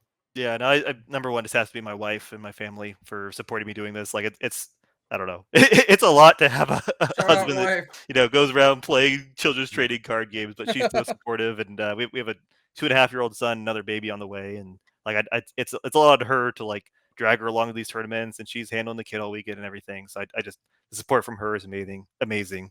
And my friend Jeff too, he's been super supportive of me throughout all this, and he flew halfway across the country to Milwaukee just to like hang out and be with us. So it's awesome to have all the support there. Awesome. I mean, and then you're sorry. Go for it. Any early baby names on the docket for your daughter? We're keeping it secret. We have one, okay. but okay. I hear Absol is a contender, but that's just me. So, no. Absol-ute or something. I don't know. Absol-ute. All right. Well, again, everyone, that was Hale Obernolte. Thanks for joining the Beach Car Podcast. Congrats on your success, and we'll jump back to the episode. Thank you. All right, welcome back. That was Hale Obernolte's top 4 finisher interview from Milwaukee with Mega Absol and Kangaskhan. So congratulations to him. No preparation and just killed it. So, but you know what? He did prep his sleeves just like we would have prepped our sleeves if we were there, and they would have been the best sleeves in the game. FCBC. We've got a really cool regional travel grant going on right now. Max, why don't you tell people what's going on? Yeah, again, we talked about it last week, but we have our Pokemon TCG regional travel grant. Really, a lot of us on the podcast enjoy being able to travel to regionals, and we want to have that same opportunity for someone listening at home that, is really maybe held back financially from being able to travel to these tournaments and kind of enjoy all the excitement that we spend so much time talking about on these podcasts. So yeah, if you check out our Twitter and FCBC's Twitter, we are pushing this regional travel grant. If you're listening now around release, you still have, a week to fill it out. The deadline is submissions are going to close on October 24th, but you have until then, submit it yourself if you qualify, or share with a friend that, might need the help. We're so excited to be working with FCBC Armor to get someone to a regional that hasn't had this chance before. So yeah, get those submissions in now. When's the travel grant for like needing someone to babysit your son so you can go to regionals? Is that one coming up soon? I think you got to figure it out, Eric. Okay. I tried chat. All right, well, next up's our trivia segment. I think this one will be pretty easy for you guys, but I've said this before and you guys got it wrong. Also, we didn't talk at all about Azul casting. What did you guys think about Azul casting this week? I thought it was awesome. I think it's cool. I didn't get to hear any of it. You're working. Anyway, Max, yeah, what about you? the wrong, listening to the wrong match is going to happen. No, I mean, it was cool to see Azul. I mean, again, Azul and Chip, have great chemistry from their time with the Uncommon Energy podcast, of course. So cool to see that. Cool to hear a little bit of their perspective. Definitely, I know, that, I think at first when Azul, I think when he first started talking, it took a little bit for him to get comfortable with it. But I mean, once he was going, I mean, he was just kind of doing his thing. They had his commentary is a little different than watch partying, he does a lot. So being able to hear him provide that extra color, I thought added a lot. And again, it's just great to have someone so knowledgeable behind the desk and to get their insight and give other top players the option where it says, hey, you can do this beyond playing, right? You can commentate, you can be part of it. VGC does a great job of bringing in some of their top players to cast from time to time. I mean, and TCG's done a good job of that as well. So cool to see more of that. And look forward to seeing Azul probably with another commentating gig in second half of the year. Yeah, I really thought it was cool how they did guess that flavor text live. That was kind of funny. Oh, yeah, they had one of their little segments. Poncho was running them through guess that flavor text. I love how that they're was funny. This is definitely the first time anyone's ever thought of this segment. It's not. And I'm actually kind of sad that Azul was able to talk Pokemon into announcing all the regionals because I want to know where all the regionals are going to be. So hopefully we find out soon. We need to know. We need to know. But what you need to know is the answer to this trivia question. So let's see if you guys know the answer to this. We already asked you how many Mega Pokemon were in Mega Evolutions. The answer to that was 8, I think, or whatever. A 10. I don't know. We got it right then. It doesn't the answer really matter. was 10. Yeah. Okay, the answer was 10. What I want to know is at Milwaukee Regionals, how many of them, and you have to get the exact number right, how many of them made day 2? Okay, I mean this is doable, right? So there's 10. So we know Mega Venusaur made day 2 because we talked about it. Mega Gardevoir, Mega Absol, Mega Kangaskhan. I think a Mega Manectric made it. There was some running around that were doing pretty good. Manectric did, and then Mawile. Mawile. Oh, well, it didn't make it in. I mean, someone had to made it in Milwaukee with it, right? I know it did in Belo Horizonte. It was in Carter's Terror Box list. So really? Oh, that's cool. Okay. Oh, actually, I do think I remember seeing that. Yeah, that's 6. Mega Lucario did make it. Austin Charles, among others, probably. That's 7. So I mean, Mega Abomasnow. No way that made it day 2, right? I mean, I don't think so. You hate to say it, but I think it did. Do we count Mega Manectric already? Yeah. Okay, so what's Mega Latios? Did that make it? Or Mega Latios? The dragon type? I don't think so. I know there's that donk-ish deck running around. I mean, someone had to have squeezed in a 5-2-1 and then lost 4, right? I mean, maybe you could have played it in Terra Box, in Dragapult with the Latios. I'm betting on the creativity of the community that someone showed up with it. I don't think they did. Well, it was at the event, but I don't think it made day 2. I'm a believer. Eric, if you'll allow it, I'll guess 9 if we have Parker want to go with 8. So I think that's the only one set. I will allow you guys to have 2 different answers if you like. Well, I mean, what other ones did we miss, right? Fire, water, grass, fighting, electric, psychic. Camera up make dark. day 2? Oh, probably not, right? Yeah, good call. Yeah. Probably not. I believe in 7. I believe in the Mega Latios. I'm gonna go 8, or maybe it's a camera up instead. But one of them clutched up. All right. One of you is right. One of you is wrong. The person who is right is Parker Greenwald. No, 7. I believed in the community. The should 3 have been that me. did not make day 2 was Latios, Abomasnow, and Camerupt. No, Latios. That's actually, I don't know if it's that good, but it's someone should have played it though. Someone probably did play it. They just didn't make day 2. That's fair. That I can happens. see. Let me check that real quick. Let's fact check that. I don't think we have the data for that. Yeah, we unless do. It shows a Mega You know. Latios.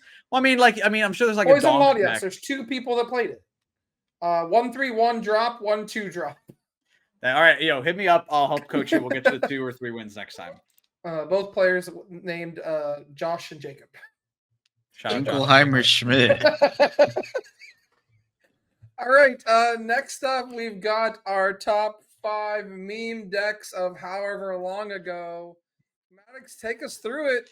Yeah, again, really, this is just an homage to The interesting ability to with Limit Labs, we have the ability to see everyone's deck list. So we don't have a lot of power as Pokemon player science, especially when we don't go to the event.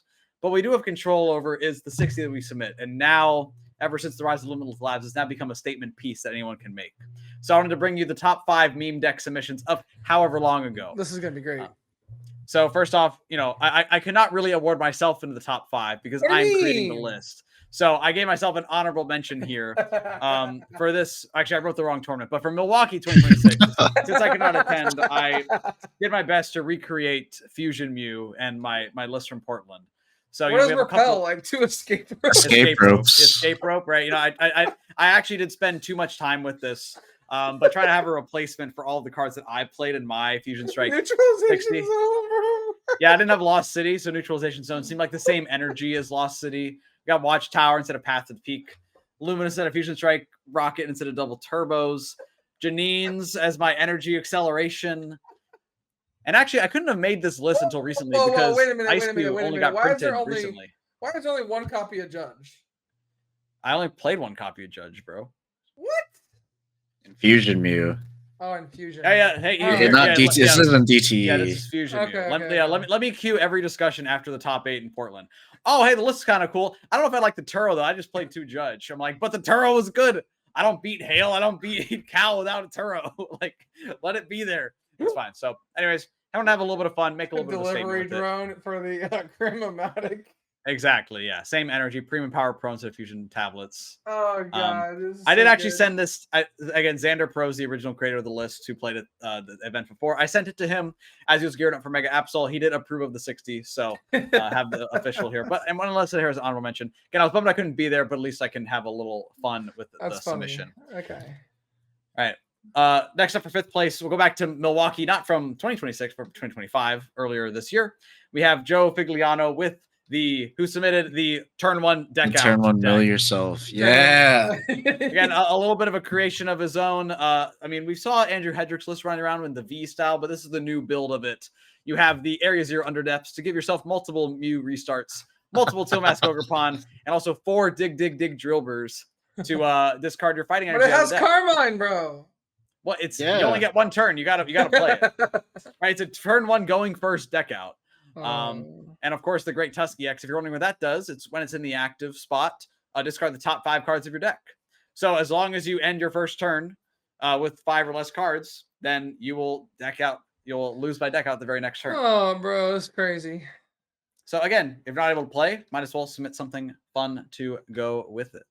Wild. Next up, 4th place at Pittsburgh 2026, we have Jack Schwartz with the Pidgeot attacking pile. Now I had to limit this one a little bit because it's almost a fairly coherent deck. Honestly, it does fully function opposed to some of these other results. But I mean, this is clear memery territory, right? We see 3 Harlequin for some extra disruption. Pidgeot EX and Pidgeot the 1 prize remain attacker, along with a suite of colorless energy. Really, only 5 encounter gains to get set up. Playing an energy switch, you can't actually use it on anything in the deck, but thought it was a neat inclusion. What is this homage to? Like, what is this referencing? I'm sorry. What I mean, it's just. Have you heard of the Pokemon Pidgeot? Yeah. You get to attack it a lot. He likes Pidgeot. You get to it's a Pidgeot attacking deck. I didn't know if it was like a reference to like another deck that was previously good or something. No, I think bro just likes Pidgeot, and honestly, like Jack, I respect that immensely. Like, it's just like a fairly coherent Pidgeot attacking deck. You can find all of your combo pieces, your picnic baskets, whatever it is. All right, again, these are all lists that were submitted to actual tournaments, actual regional events that they one drop no-showed, and this is their statement they made. Make. So Jack Schwartz, shout out to you. I think I name dropped before, but Joe, actually, no, I did drop Joe Vigliano. So shout out to these legends for, again, making a statement with their submission. This next person was also at the Milwaukee, or not at Milwaukee 2026, but had similar energy to me because they submitted a Lugia V-Star list. Oh, yes. Let's go. Without the pieces. All right. Yes. So again, Lugia V-Star is rotated, but we have Lugia EX to replace it, and the new Archeops with an ability. Just don't look at the ability. It doesn't matter. Don't worry about it. And what's funny is that plenty of the cards in Lugia V-Star decks are in format currently, but they just said, I'm just going to go and submit the non-real version of those cards. So we have a 2/2 Cinccino line Not the Cinccino that was any good in Lugia, just a different one. Do the wave. And Luminion got the wrong bundle, the wrong Fluttermane. We got the wrong Squawk. We got a slew of supporters. Team Rocket's Great Ball instead of Capturing Aroma. Rest in peace, Capturing Aroma. Luminion instead of Luminion V. A Brilliant Blender is the Ace Spec. Still got Mezagoza. Got to send some Mezagoza. And then instead of Gift Energy and all those other energies, we just got some Spiky Energy. Got a Team Rocket's Energy instead of a double turbo. All that fun stuff. So all right. So Chase tweeted today like he misses Archeops. I know you listen to all these episodes. I need you to play this to a challenge, and we'll give you a shout out. Shout out. Like tweet us, play this to a challenge. Try to get one win, and if you do, I'll give you like 4 packs of. I don't even think that's possible. I mean, the worst part is the Lugia can attack. But Iron Hands with 3 manual attachments. How are you attacking with Iron Hands, Parker? I don't know. Yeah, exactly. But we got Lugia. It's fine. We hide behind Fluttermane or Bundle or something. And anyways, Neil Stun shout out. I thought it was family, bro. What are you talking about? We got call for family. On what? Oh, on Squawk. Oh, that's right. Hey, it helps you set up. That has remained the same. So, anyways, I thought it was going to be unique at Milwaukee 26, the only one submitting a old deck reimagined, but Neil Stunts. This is good. I think one up me and got the cool Lugia in here. So he's stunting on him. Shout out Neil stunting on me. This next one, again, probably one of the coolest, the coolest meme submission we're going to see today is Christopher Carrier with the top 1% of Rattata Youngster Joey deck. Christopher Carrier submitted this 2026 with a 4/4 Eradicate line, 4 Youngster, and just a slew of Pokeballs, Great Balls, and a bunch of energy. Really, really harnessing the Youngster Joey vibes. I'm just saying, I have Rattata. I believe in it. We're out here enjoying this. Yeah, I like shorts because they're comfy and easy to wear. I have the top percentage Rattata with all of the energy that you could ever possibly need to enjoy. Listen, shout out Robin, man. These are great. Thank you for Limitless Labs. This is fantastic. Oh god. So Christopher Carrier, shout out to you on your you don't like when you don't show up, you get to make a statement, and you wanted to say, I am Youngster Joey. I enjoy the top percentage of Rattata. It's an underutilized meme, and this is a deck that actually could attack at a challenge, right? So that's funny. Can attack. Fairly consistent, honestly. You got your Pokeballs and Great Balls just flip heads, right? Yeah, we're attacking in turn. Exactly. So, and finally, again, this one really gets credit due to the scale. Deng Yang Zhang qualified for the World Championships in 2025 in Anaheim. Was not able to attend, but they have a clear favorite Pokemon, so they submitted Gouging Fire, 4 Gouging Fire, and 56 Fire Energy. And this is for the World Championships. They submitted this. What greater scale can you submit a meme deck of saying, I'm going to submit 4 Pokemon and 56 Energy as my official play to the World Championships? Deng Yang, I know you're in China, so you'll never see this probably, but shout out to you and saying, sorry you couldn't be there to compete, but glad you wanted to make a statement. And Gouging Fire's pretty cool. Hope you enjoyed it. And that's really our homage to some of the greatest meme submissions of the past few tournaments that I looked through. If there's a meme submission we mixed that we should look at, let us know below.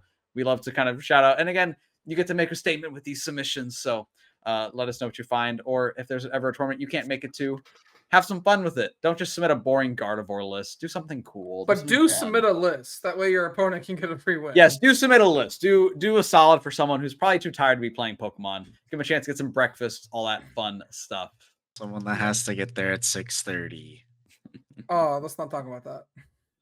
We could have a whole separate conversation about all the time stuff. We can talk about that next week. I think that's going to do it for this week, though. Put a wrap on this episode. We'll be back next week. As a reminder, don't forget to submit your travel grant applications if you feel like you would qualify. Link will be down below in the description. You got 9 more days. So, yeah, go and submit those now. And we'll be back next week. I think Lil is coming up next week or 2 weeks. Yeah, Lil's right around the corner. And then Las Vegas not too long after that. Next weekend. Wait. Quick shout out.